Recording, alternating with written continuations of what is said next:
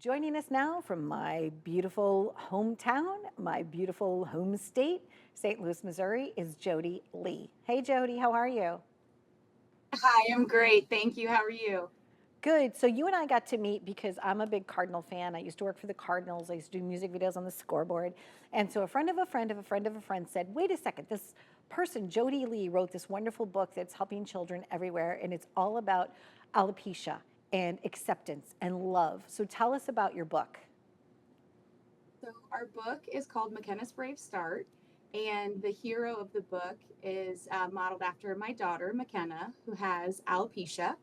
And it's really her journey of starting school and how she, enters into school looking different than everybody else. But really, the moral of the story, or what the story boils down to, is how she, perseveres, and with a little bit of bravery and courage, she has a great start to school, and she encourages her classmates to be kind and to be brave as well. So it's a really special book for us.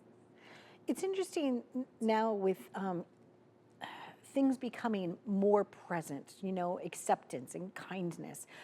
I'm reminded of a person that graduated high school with me. Her name was Tori, and people said that she had pulled out all of her eyelashes. Mhm. You know what I'm saying? Like that was the Yes. rumor. So people were like, oh, Hmm. yeah, she's got, she just pulled them all out. She pulled out all of her eyelashes, right? And so people looked at her strangely and weren't kind to her because they all thought that she was like, a little like uh, little different, right? I can't even say the Hmm. words anymore because I try to be so politically and kind, like so aware of our community, right? But long story short, Yes. now looking back, now knowing what I know as an adult, maybe she had alopecia. Hmm. Could Yes, have there's had, over could have 2 million been. people with alopecia. Yeah. Okay. So 2 million Americans have alopecia. So it's very likely that she could have had a different type of alopecia. Yeah.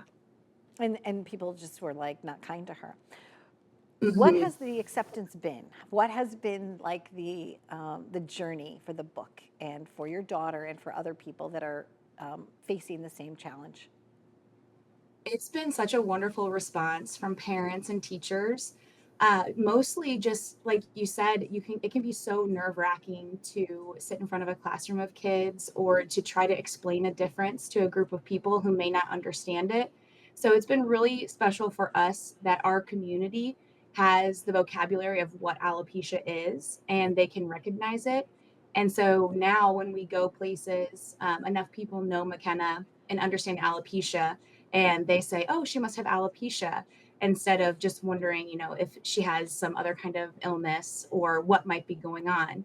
That's been the greatest gift for our family, is just raising awareness and just giving that vocabulary to kids in the community, even adults in the community, because for the most part, the questions and stares we get usually do come from adults.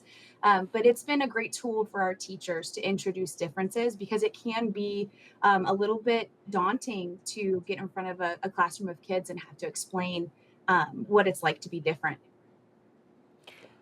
What other books are you going to be doing? Because you told me you're going to do an entire series. What are some of the other subject Yes. matters that you're going to be tackling? So, our second book is about a young student named Tommy who has autism. And that book is completed and it will be released October 15th.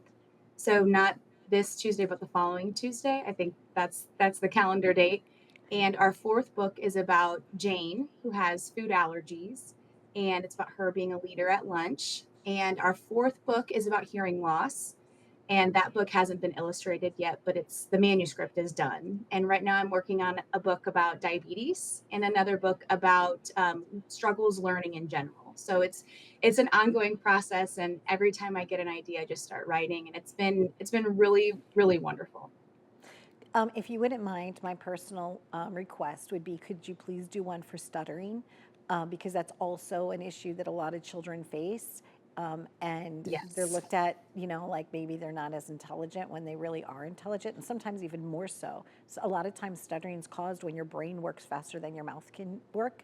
So that would be helpful to me because I have somebody very special in my life that I would want to be able to have a better journey, more loving journey based around Oh the yeah. stuttering. So could you add that to the list for me, please, Jody? I will absolutely put it to the top of the list, and I would Thank love you. to connect with your special, your loved one, and kind of get their input. And that's been one of my favorite things about the book is reaching out to parents and students and getting their insight in what they would want in a book.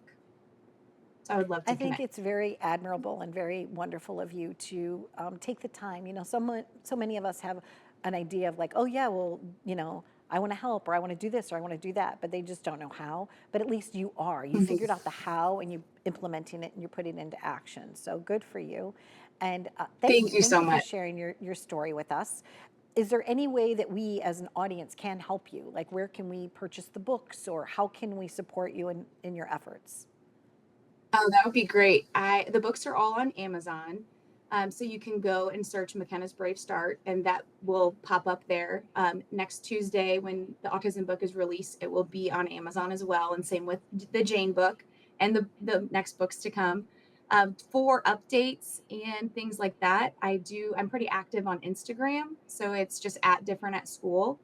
And we also have a website where there's some resources for parents and teachers, some printables and some classroom resources. And that's www.differentatschool.com. So everything's Love different it. at school. It's easy to find, and we're just really hoping to be a resource for parents and teachers.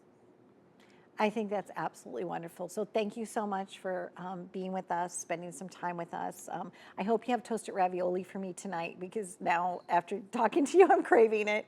But in all sincereness, thank you, and a special thanks to the person that introduced us. So Yes, I'll have some toasted ravs and maybe some okay, emos, and I'll think of oh, you.